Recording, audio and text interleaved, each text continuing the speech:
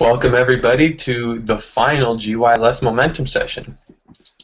Today is Saturday, June 20th. GYLS is only a little bit over a month away, and so I decided we could take July off just to get settled. And so today, I'm actually the speaker. I haven't led one of these in so long. I did the first one on presence. I did one with the panel with Rachel, Omid, Heather, and Craig, and then I did another mini one around Christmas time, but I haven't done a full one in a while, so I'm super excited. I got a bunch of stories to tell you guys, a couple of tools. We'll have a Q&A near the end. First and foremost, though, got to start with thanking all of the speakers. There have been so many. We did basically almost 52 weeks. We took a couple weeks off.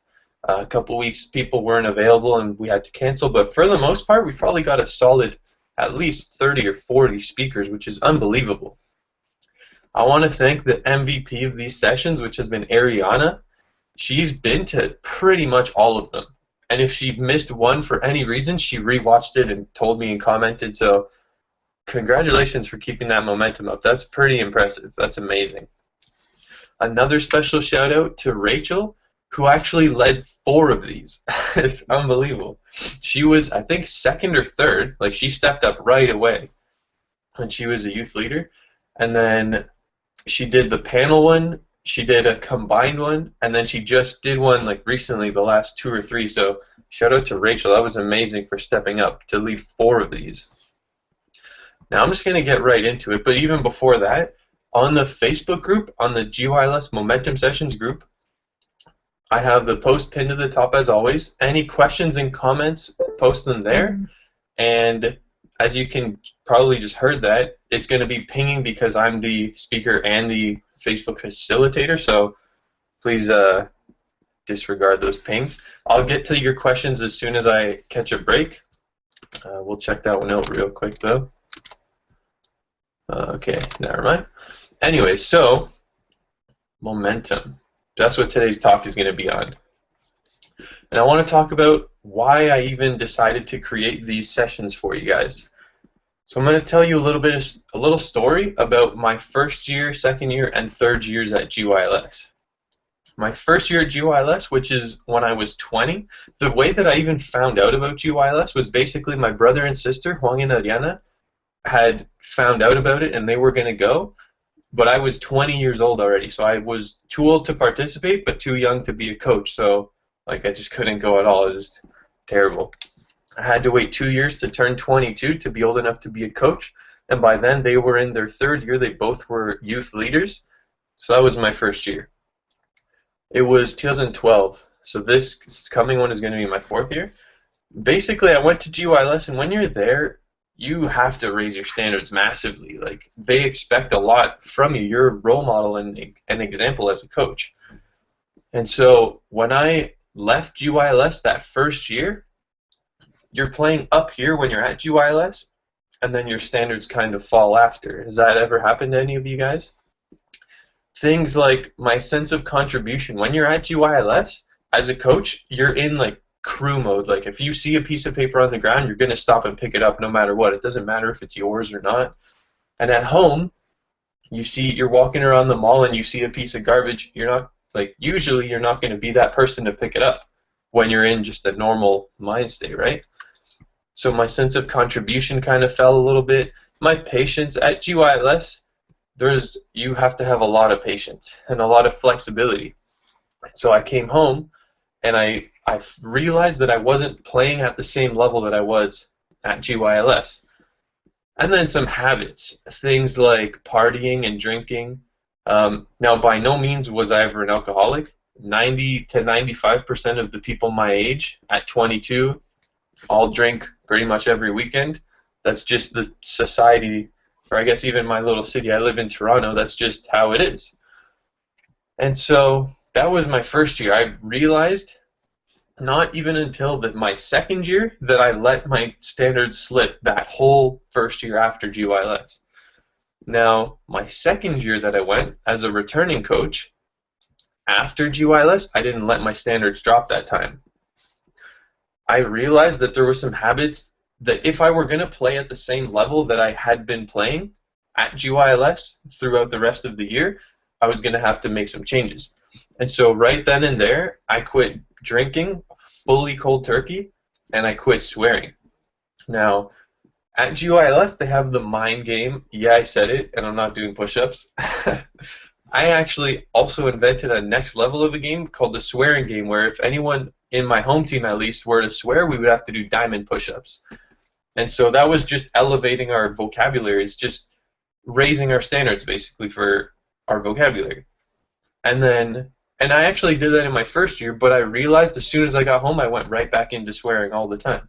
And that's just the people you surround yourself with. If the people you hang out with every day are saying the F-bomb every sentence, or at least every time it's their turn to talk at least once, it's going to be hard for you not to.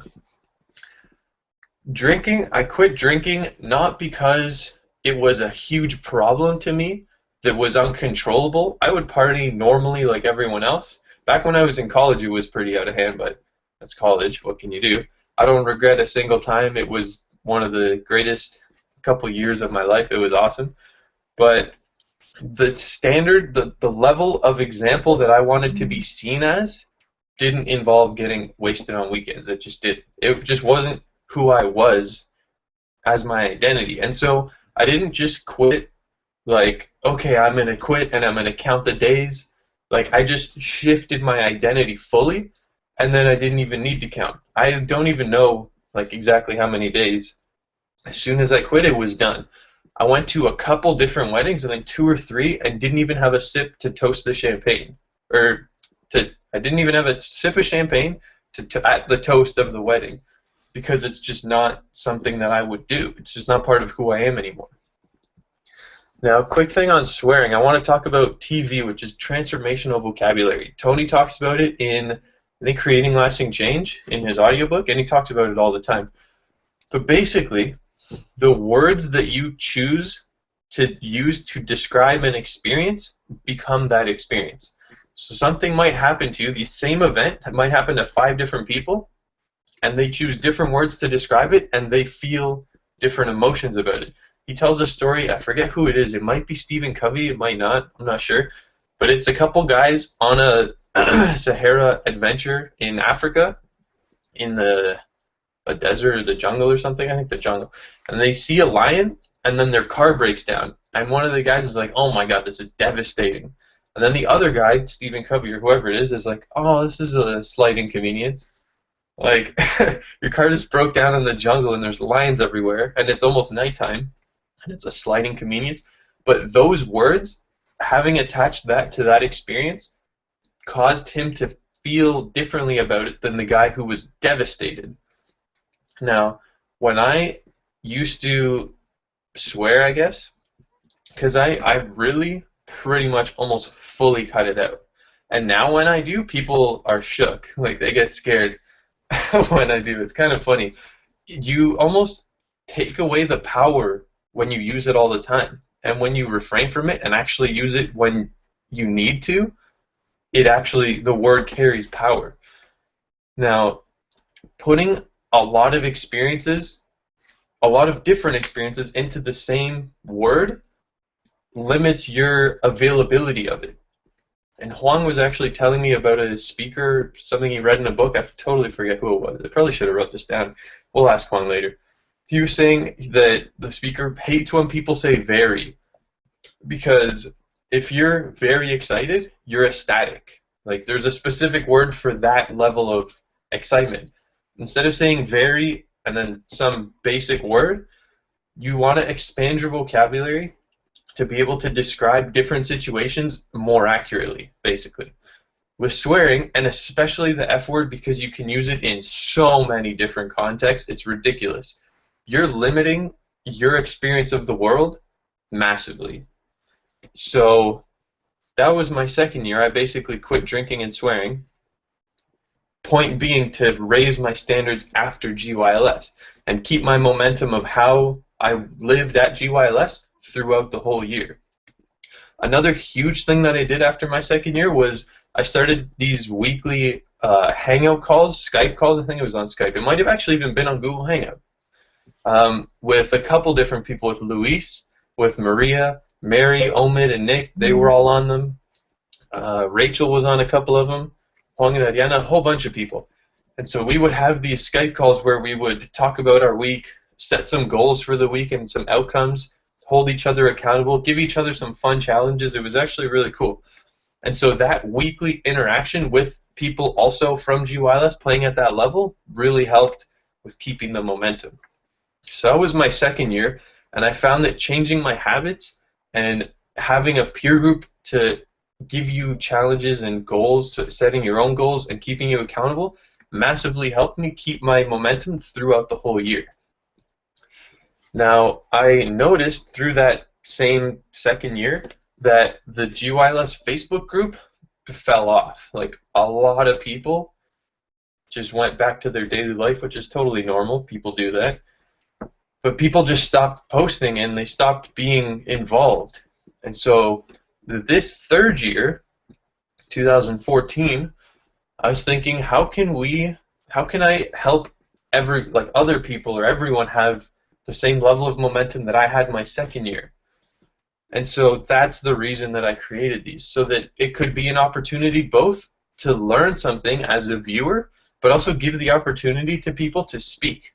And we had a ton of different speakers from other coaches and even youth coaches, some youth leaders, some alumni, and even some ambassadors led some, which is amazing. We had some team leaders lead them. We had a speaker lead one. So we had a ton of different people. So the opportunity wasn't just to learn, it was to be able to lead them, which is awesome. Another thing I did my third year is that I got a coach myself. I had wanted to get like a results coach or a success coach for a long time, and I'd always found a reason not to. And then this time, after my third year, I couldn't think of a reason not to. Like, I had to, and so I did it. We got a really awesome deal with one of the coaches who offered it, and so I took it and I went for it, and it was amazing. So that's basically the reason I created these. And I actually have to give a quick shout out to Janyana. She was one of the first people to help me even make this, because I kind of put it out there that I was going to do some sort of like live webinar and people could watch, and then it would be recorded for other people to watch. But I had no clue how I was going to do that when I said that and posted it out to the world. I just told everyone it was going to happen, and no clue how I was going to make it happen.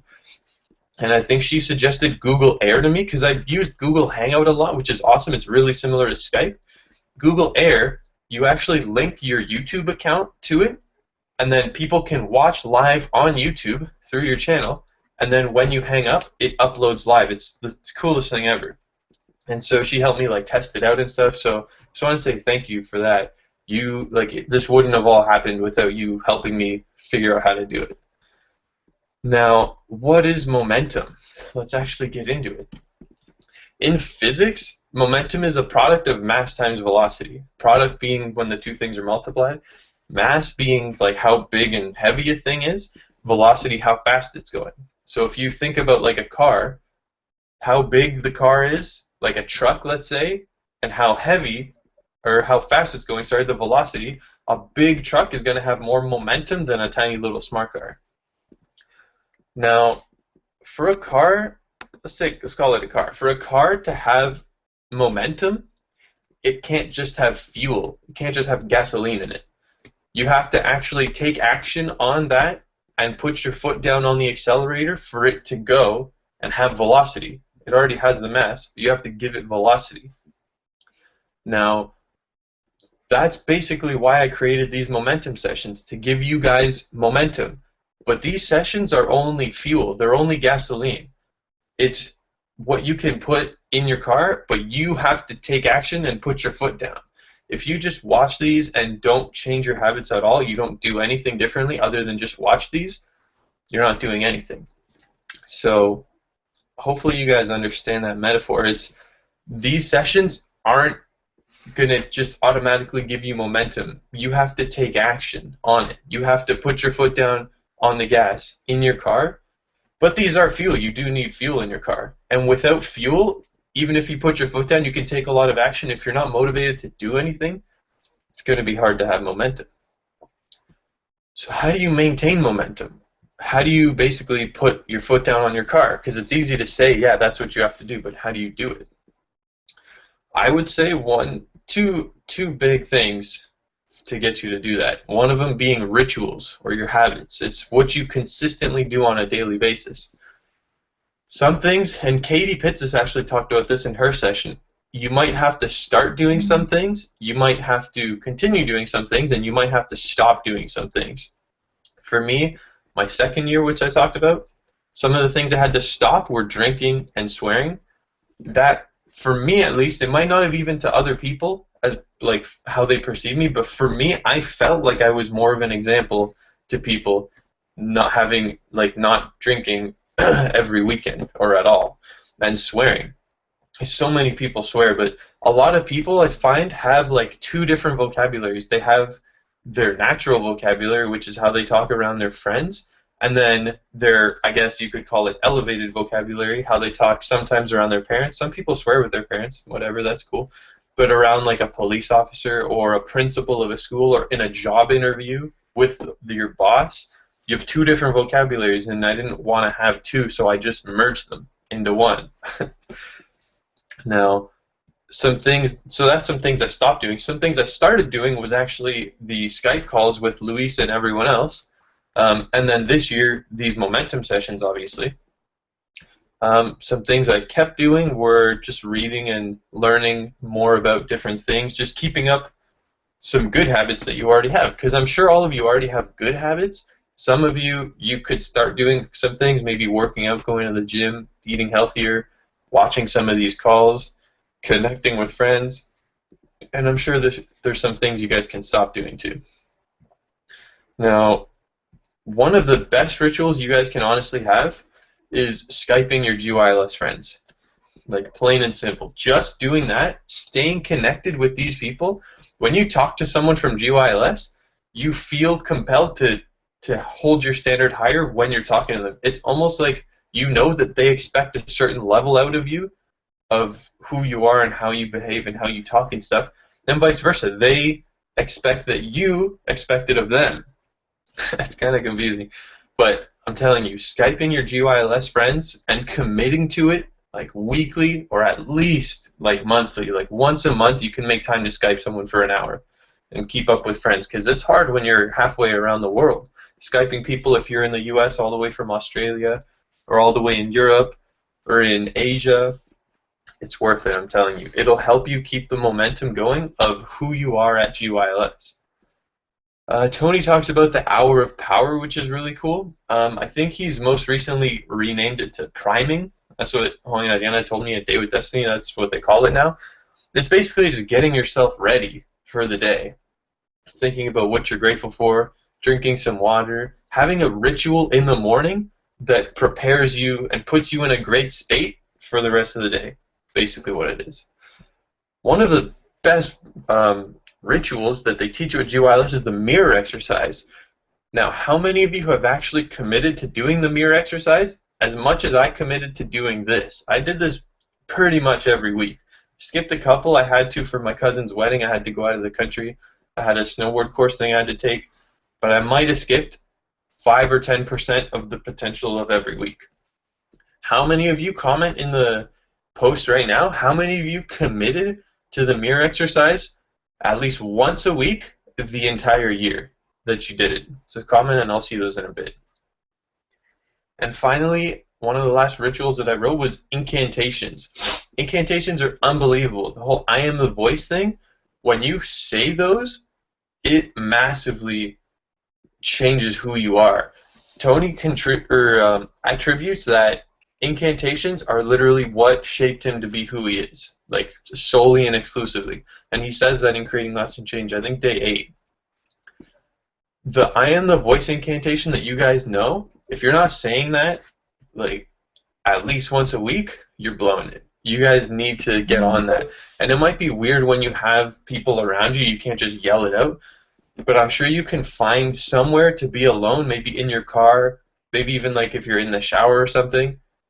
Saying that will just train your subconscious brain to believe it. Now, the second point of how to maintain momentum The first one being rituals and all those different things. The second one is your peer group, who you surround yourself with. And this was a huge thing that I did, I think, after my second year, because that was the year that I took a lot of action to keep my momentum going. I had a lot of friends that were best friends. Like some of my best friends, I lived with them for like 2 years in college, grew up with them since elementary school, but they were just not, um, it's hard to even word it. They're just not playing life at the level that I needed to play it at. Some of them were drinking a lot, some of them were doing drugs, and I was just no longer willing to tolerate that whatsoever. And so it's hard to just stop talking to your best friends when they're your best friends. And Nick actually had an amazing talk 2 or 3 ago about how to deal with toxic people. For me personally, I had to just disappear for like half a year. I just had to. And then after, I actually came back and we became cool and we would hang out in different situations. Instead of on Friday night when they're drinking, we would hang out on like a weeknight, like evening, like a Wednesday or Thursday evening, like after work or something, where they're just in a different situation. I would hang out with them individually instead of in groups, because when they all got in groups, they all got rowdy. They would all just get into it. And so I would hang out with them individually, and you create more meaningful relationships when you hang out with people individually instead of in a big group. And so eventually I did go back to most of my good friends, but for me personally, I had to cut some of them out. I just knew that I had to. Now, the people, it's the same thing I just said. Start doing some things and stop doing others. I had to stop hanging out with those people, but I also had to replace them. Basically, start hanging out with other people, people that basically from GYLS, because those are the people who are making it happen. Those are the people with goals and dreams and a vision for their life that they want to achieve something more than just getting hammered every weekend. And so I'm telling you, you have to stay connected to your GYLS peer group, whoever it is, even if it's just one person, if it's a group of you guys, your home team or even your away team. Message any one of them and just say, hey, what's up? And you'll stay connected. Now, those are my 2 things for momentum, and I've heard this thing pinging. I'm sure you have. I haven't even looked at it. So we're going to go check out Facebook now. Okay. Hopefully this isn't too much. Just a second.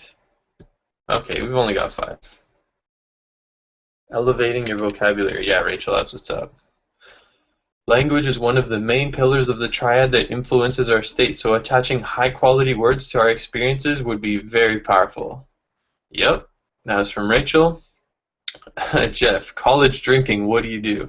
Surround yourself with a higher peer group with a higher standard, and don't be at the location where you know such activities will take place. Similar to momentum sessions, find one person that will be that drink-free time period. Repeat with new partner every weekend, then build. That's a good suggestion for some of the people watching who haven't hit college yet. The people you hang out with in college are gonna influence like your activities and what you do.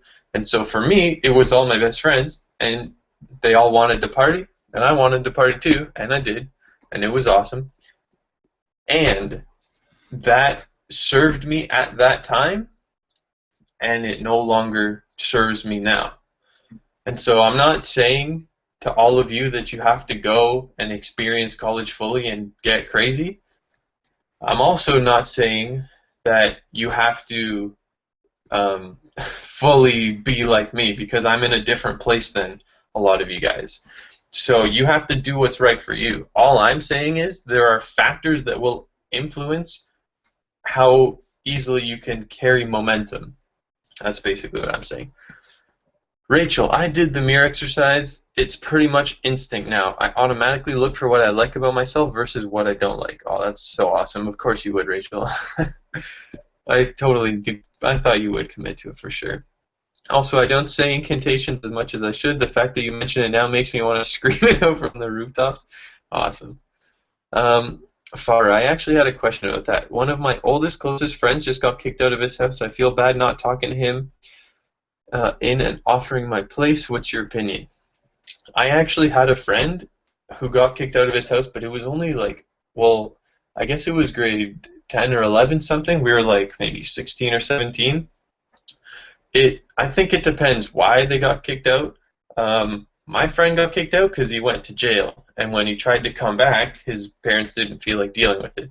That's very different than if they kind of ran away, I guess, because there was too many rules at their house and they're stubborn. That's a totally different situation. So I think it really depends on why they ran away slash got kicked out, how close you are with them, how much you trust them and they trust you, and if there's even the potential for you to actually help them. Because some people, and I don't know if I love this metaphor, but Tony says it all the time, you can't save a drowning person. The people who are drowning, if you try and save them, pull you down and you drown too. That's how it is. The people who are treading water and trying to be saved, those are the people that actually can be helped.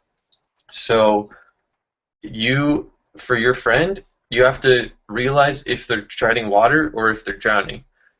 If they're drowning, it's possible to get leverage on them to at least want to tread so that you can help them. But if they're just not even listening to you at all, I don't know. It's hard to judge that when I can't just give you an answer of exactly what you should do. But if you can help them, I would try to, at least. It's kind of a tough situation, so hopefully you can take care of that. I think I just got all those questions. So let me see what else I had here. Now, before we get into any more questions, if you guys have any, feel free to post them there. I want to make a quick announcement. This year, I committed to doing the Momentum sessions weekly, and it was awesome. We had a lot of people live pretty much every weekend, and then a whole bunch of people who watch them after. Starting this coming GYLS, it's the first week of August, so we might have one in August, we might start in September, but I'm going to do them once a month instead of once a week. And that means that there's only going to be 12 instead of potentially 52. So this year the speakers are going to be interviewed in advance, they're going to have structured content, we're going to have questions in advance, and so if you want to step up and be one of the 12, there's only 12 spots. Jump on it. Now let me see if there's any more questions on Facebook. If not, I think we're a solid half an hour, and that was good. Let's just check. I think we're good for now, so if you guys think of any questions, now's the time. Okay. Let me see. Jeff, I need to do the mirror exercise more often. I also do the palm exercise. When I'm out running and want to stop, I use my palm. I look at it and motivate myself. Basically like a compact. No, I don't use a compact. What's the palm exercise, Jeff? If you want to elaborate, that would be awesome. Okay, question coming. I think Rachel's brainstorming one right now. Let's see. Yeah, Jeff, if you want to post about what the palm thing is, that would be cool. I'm not sure I know exactly what that is.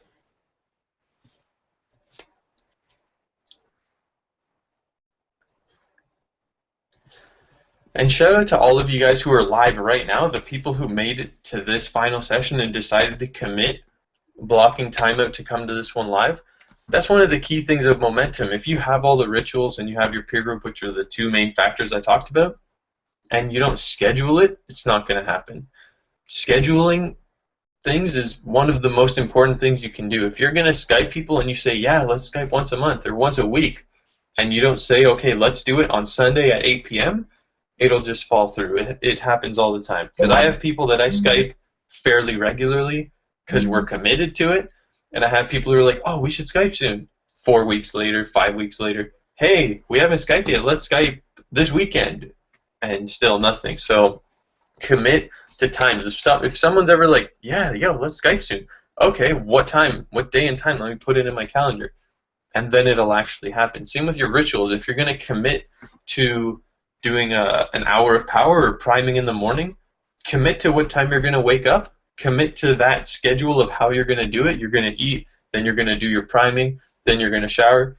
if you don't actually commit the time to it, it's not going to happen. So that's a quick thing on that.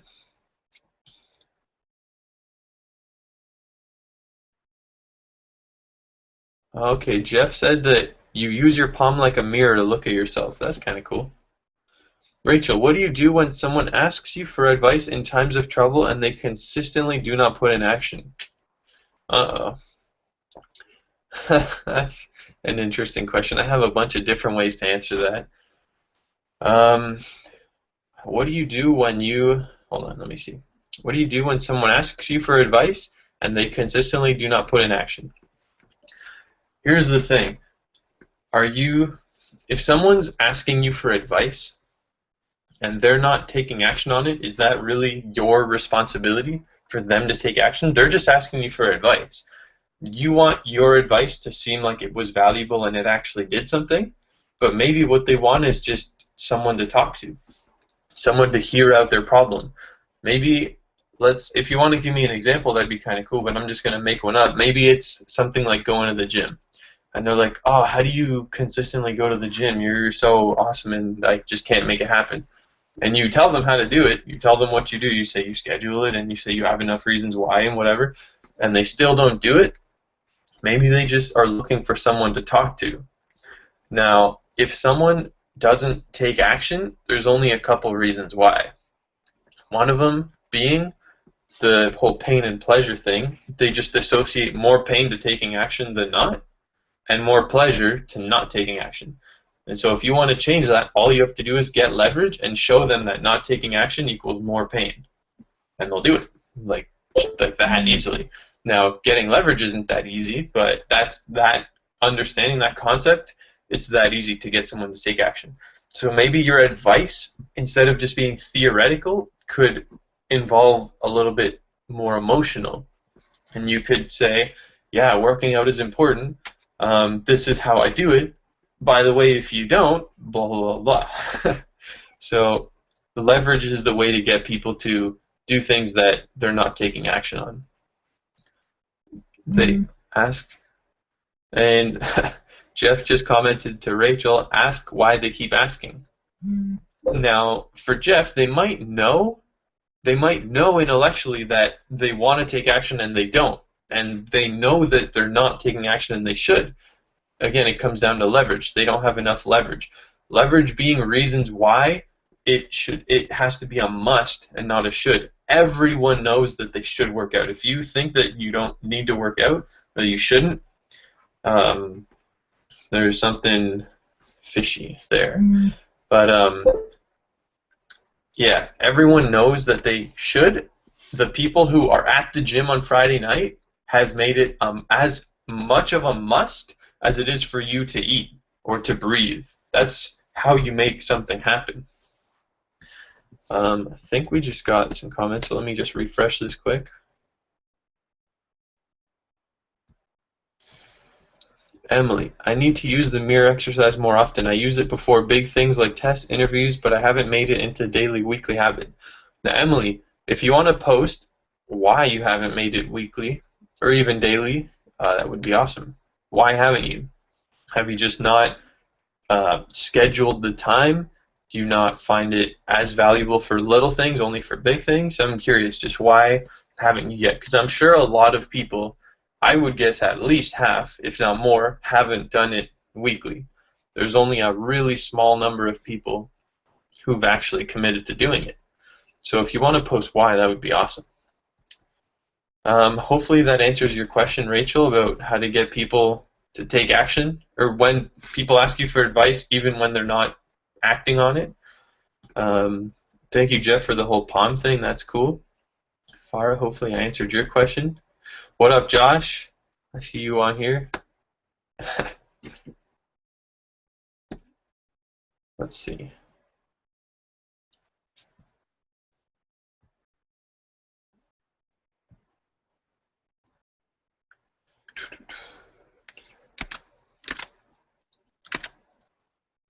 Yep. Okay. I think we're good for questions unless someone has a burning one that they want to ask right now. Hopefully that answered everything that you guys needed. Now, if You guys who are watching, ever have any questions at all about anything? I'm always here. Send me a private message. We can talk. I actually just talked. Hold on. I was just talking to someone from GYLS who I hadn't talked to all year. As I was the coach of the alumni, and so she was an alumni, and she asked me a question, something basic about just whatever, and so I answered. And then she asked me something, and we actually had a pretty deep conversation, which was really cool. And we hadn't talked all year, pretty much like not 10 or 11 months or something. And we talked like we were best friends, like it was just yesterday, like we were at GYLS. It was awesome. So you may not have ever talked to me. You may not have ever even introduced yourself to me. If you ever want to talk, and we're friends on Facebook, even if we're not, add me, just a message away. Rachel, Sergio, I'm curious, have you made the mirror exercise a weekly thing? For me, I made these momentum sessions a weekly thing. How you carry your momentum is your own thing. For me personally, I don't find the mirror exercise to be something that I need to do for me, because the way I see myself, how do I word this? Like, I don't want to say like I'm already there, but I don't like not like myself. Like I just look in the mirror and I already see what I want to see. I'm sure I could probably benefit from it. I might even try it.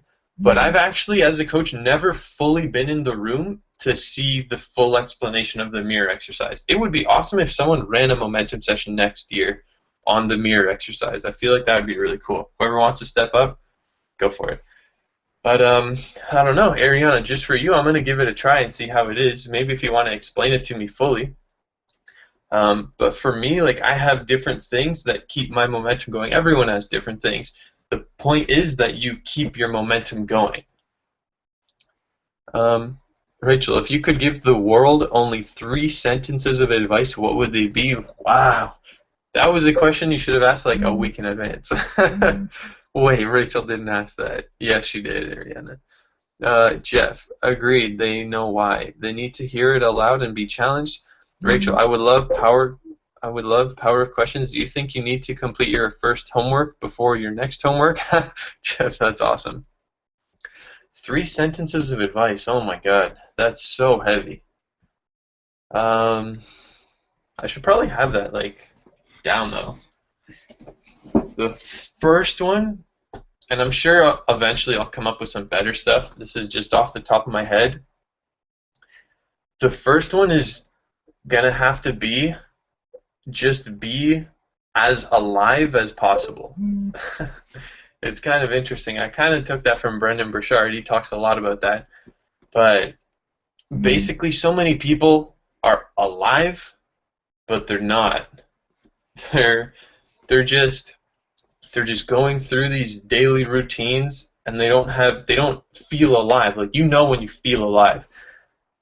When I went skydiving, I think it was 4 years ago now.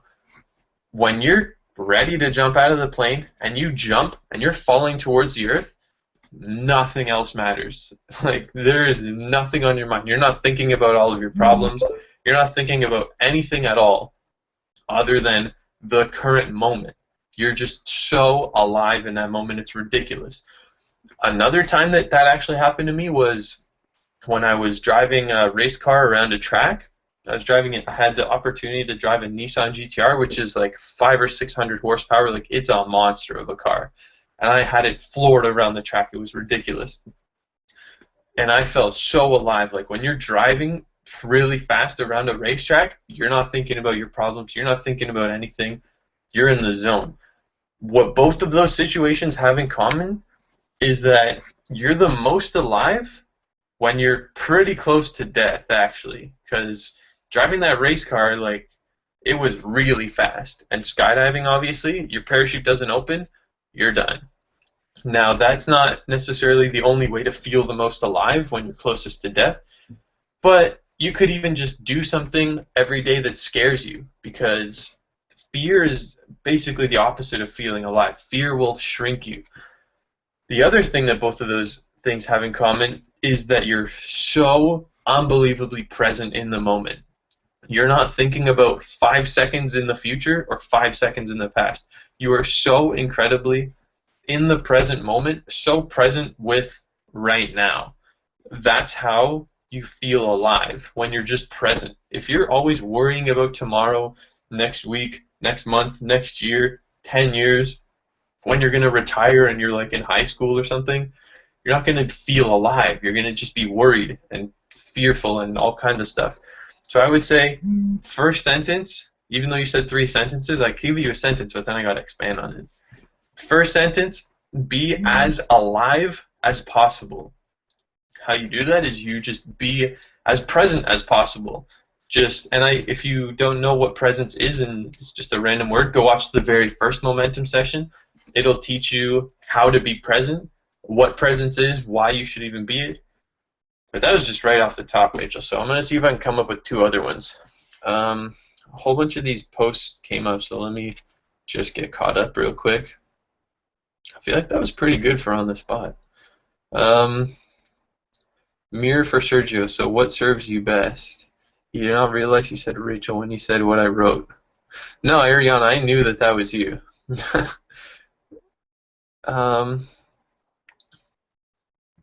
Most alive, yeah.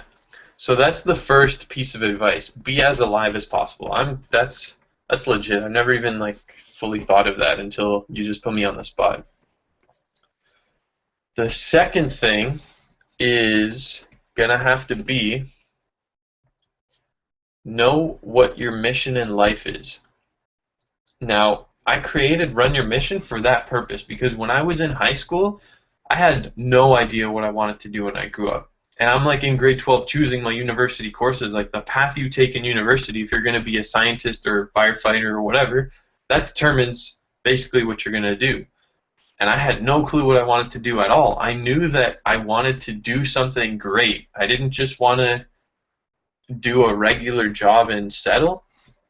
I knew that I wanted to leave a big legacy and help a lot of people and change a lot of lives.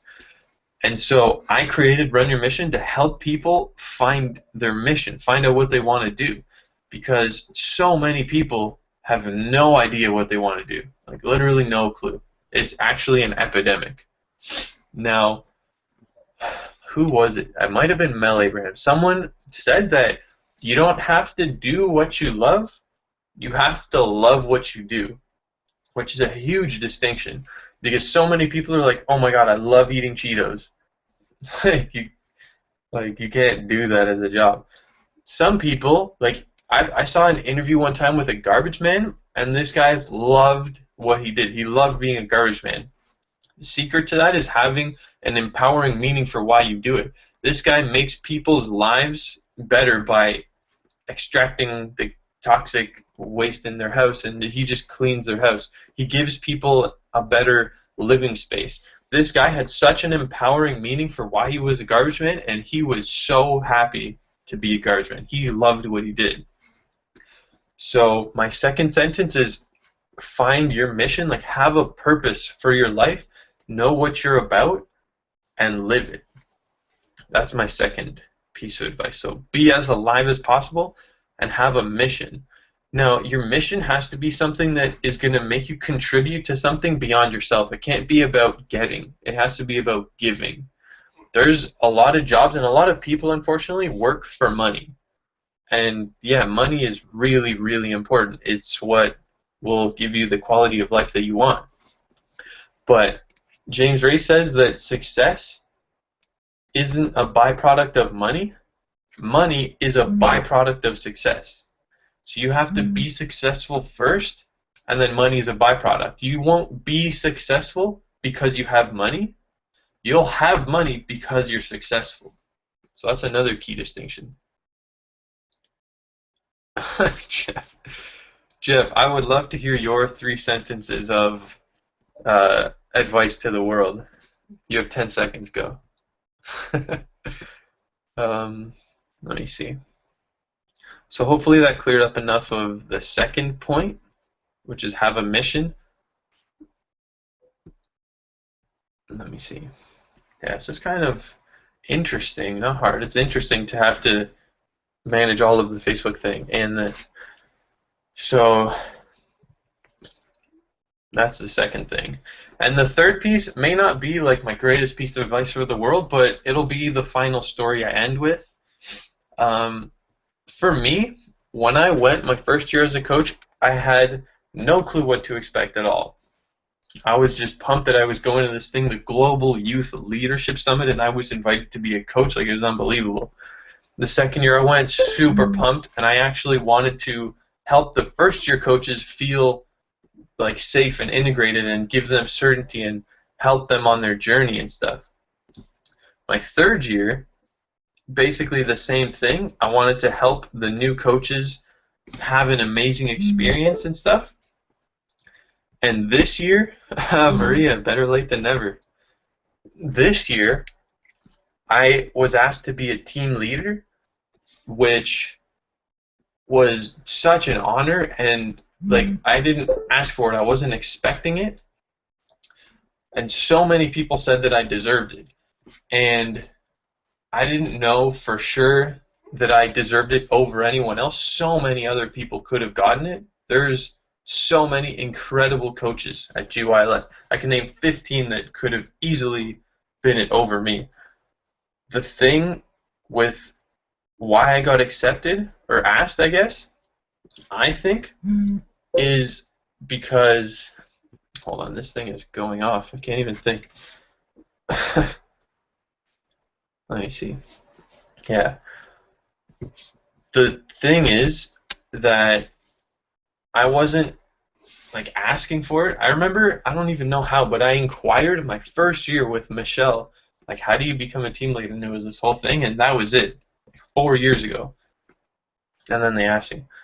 And so a lot of people said that I deserved it, even when, like I said, there was so many other people that could have gotten it.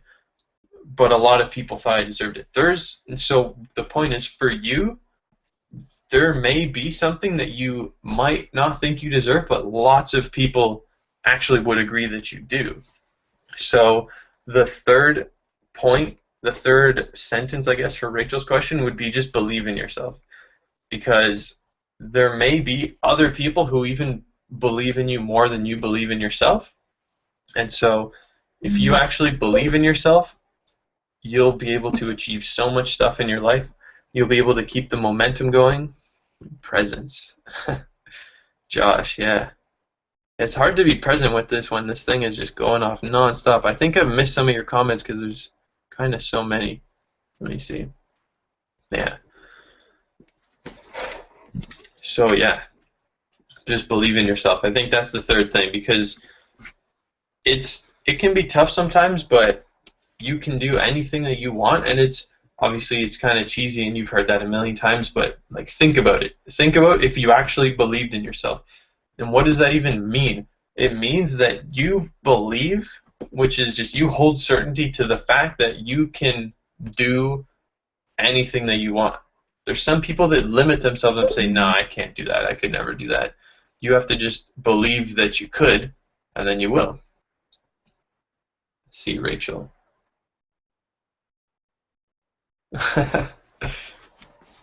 Awesome, Rachel. Believe in yourself. Yeah, so I think that's my 3 points for Rachel. That was a heavy question. 3 pieces of advice. Be as alive as possible. Find your mission and run your mission. And believe in yourself. Believe that you can. I think those are my 3. If anyone has any final questions, I think we're pretty much 50 minutes deep, so we'll chill for 10 more minutes. We'll see if we can get any more questions. I'm going to scroll and see if I got any, or if I missed any, sorry.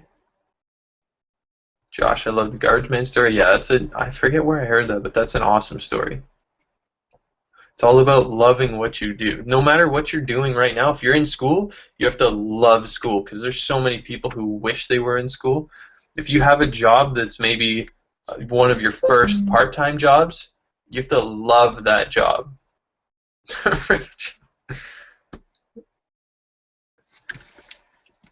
Thanks, Rachel. Okay, I think that's it for questions. So just to end off, for the people who were live right here, congratulations. You're clearly showing that you have a ton of momentum to be on here on a Saturday morning, to be on the final one. And most of the people that are on this one have been on a bunch of them. So congratulations to you guys. I know you guys have a ton of momentum. For the people who are watching this right now and who've made it this far, you obviously have a ton of momentum too, to commit pretty much an hour of your time to watching one of these sessions. And I'm sure this isn't your first one. You've seen a bunch of them. If you've missed any of them, there's so many good ones. Go back and watch them. Yeah, Ariana, you can't set limits on yourself. That's what's up. For those of you who are ambassadors applying to alumni and haven't yet, that's that third point. Believe in yourself that you can. So many other people will tell you that you deserve to be an alumni. For the people who are alumni applying to youth leader, believe in yourself. Believe that you could be a youth leader. And even if you didn't get accepted, you applied and didn't, you still have to believe in yourself that you could next year. There's a reason that you didn't come this year. It serves you. Tony always says that life doesn't happen to you, it happens for you. Everything that happens in your life is meant to serve you, to move you to where you need to be. If you didn't get accepted this year, it's best that you didn't. That's what was supposed to happen. Now, that's not to say that it's fate and everything is already pre-programmed, because your decisions are what ultimately affect your destiny. It ultimately decides what destination you're going to go to. But whatever you choose is what was meant to happen to get you to where you need to be. Let me see. Now, I think I'm actually going to end this with a quick overview of Tony's, I guess, structure of how he lays out his beliefs and stuff. Let me see, what is this? Jeff says, I was here because I was told you were giving each person $100. Okay, 7 minutes and then we'll be done. So, this is all Tony. This is not from me at all. Okay, should I even get into this? Okay, Rachel. Yeah, so this is not my invention. This is all Tony. He says that basically we can all agree that there's people who have been given everything in life, all the money, all the time, all the resources, born into rich families. Those are the people who usually end up in a rehab or not successful, I guess you could say. And then there's people who have been given the worst pain, the hardest troubles, and those are the people who end up succeeding the most in life. So based on that, he says it's our decisions, not our life conditions, that shape our destiny. Let me just catch up on these. Okay. So many comments. I should have had a assistant. So it's our decisions that shape our destiny. Now he says that consistently all the time there's 3 decisions that you're always making. What am I going to focus on? What does it mean? And what am I going to do? Those are the 3 decisions about everything that you're constantly making about everything. You're watching this session and you're like, what am I going to focus on? What does it mean? What am I going to do? Now, those decisions are shaped by 2 things. Short term by your state, which you already know. Long term by your beliefs. Now, your state being your physiology, your focus, and your language, you guys already know that. There's actually subcomponents to each of those. In physiology, you have your movement, your structure, and your biochemistry. Movement being how you use your body, are you jumping up? Structure being, like if you're depressed, you're all hunched over or standing tall. Biochemistry is things like drinking water and the chemicals in your brain and stuff. That's physiology. Focus actually has part of the beliefs. It has rules, values, and then global beliefs and identity. And then language has transformational vocabulary and incantations, questions, and metaphors. So those are all subcomponents of the triad of state, which is kind of advanced. You don't usually get into that at GYLS, I don't think. If any of you guys have any questions about it, you can let me know. But those things, short term, affect your state. Now, long term, there's 7 different kinds of beliefs. I'm going to get into them quick because I only have 5 minutes. You have your global beliefs, what you believe about the world. Women are evil, or guys are jerks. Like, those are global beliefs that affect a wide range of your life. You have identity beliefs, which is what you believe about yourself, which are massively important. They shape who you are probably the most powerfully. And Tony says that one of the most powerful forces in the human personality is the need to remain consistent with your identity. So how you define yourself is going to shape who you are enormously. Then he has primary question as number 3, and if you've been to Day with Destiny, you know what that is. It's basically the question you ask yourself on a consistent basis. Why does this always happen to me? How can I have the best day ever? How can I make this even better? Things like that. What can I appreciate right now in this moment? Then he's got your values, which he covers at Day with Destiny. What things you value most? Do you value security? Do you value adventure? Do you value relationships? Do you value your health? Because someone who values success over relationships, if they're dating someone who values relationships over success, you're going to have a clash. So you want to look into that, into your values. And he does that at Day with Destiny 2. He also does it in Personal Power 2, which is like a 30-day audiobook. So I would highly recommend, if you don't know what any of this is, go check that out. So he's got your values. Then you've got and that's number 4. Then you have number 5, which is your rules, which is what has to happen in order to meet those values. So in order to feel success, what has to happen? You have to make $1 million, or do you just have to be alive today? How do you feel loved? How do you have adventure? So your rules are what determine how you meet your values. Then you've got vehicles, which is what activities you do to meet your values. So let's say you value adventure. One of your vehicles could be skydiving, right?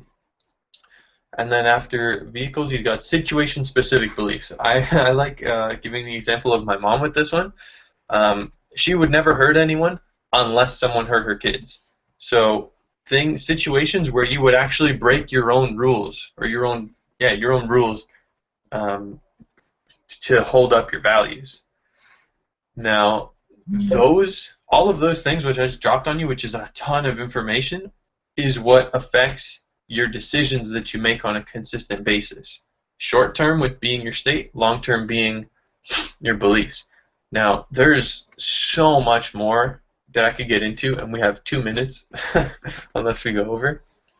The point of all that being, you could watch that over a couple times and still not get all of it. Study your craft. Study and just learn. Commit to learning. Commit to Kanai, which is constant and never-ending improvement of your own mind and your own tools. Because an understanding of this stuff is going to massively help you in dealing with problems, with keeping momentum for yourself, with knowing why you do things, knowing if you have rules that weren't actually yours, if they were given to you by someone else, knowing what you value and living. If you have inner conflicts, things like you value one thing but your rules say something else, or you have a high need for something. We didn't even talk about the human needs. There's so much. Tony has invented so many different frameworks. It's unbelievable. He has such a ridiculous amount of knowledge. It would take you a lifetime to study all of it. And that's my suggestion to you. Go and study it, because there's so much that can help you guys. Let me check on Facebook quick, because I know this thing's been pinging nonstop. Thank you guys for all those selfies. That's so awesome. Sergio, this is from Ariana. These momentum sessions have been so amazing and informative and fun, and I think it's safe to say that none of it would have been possible without you. Oh, I barely did anything. I just introduced people. Ariana, you actually led one, so really it wouldn't have been possible without you. It would have just been like, hey, we have a speaker, and then there would have been no one. My internet became really slow. I can barely hear you now. It'll be uploaded on YouTube, Farah, so you can rewatch part of it that you didn't get. Wow, I think we have like 50 comments or something. I'm going to have to read all of these after. Yeah, cool. So I think we're good for questions and stuff. So thank you guys for all watching this, for committing to being a speaker. For all of the speakers, you all know who you are. Thank you so much for leading one. It was amazing. For everyone who ever watched one live or recorded after, ever posted a comment, thank you for that. GYLS is in a month and a half, which is amazing. And then after that, these will be once a month with different speakers, so we'll be back soon enough. Again, like I said before, I think in the middle of it or something, if any of you ever have any questions and you've never talked to me, feel free. Like, I encourage you to come and say hi and talk to me. Even if you just want to say hi, if you have a question, if you want to just get something off your chest and tell someone something, sometimes, even though you may have friends that say, yeah, I got your back, you can come tell me anything, sometimes you don't want to tell someone you know. It's actually easier to tell someone that you know has no connection to anyone else to tell anyone. So if you ever have any questions, if you ever just want to say hi, send me a message. This is it. Thank you all for watching, and I'll see you guys all at GYLS. Hopefully you're on Team 3, the heroes, and I'll see you all there.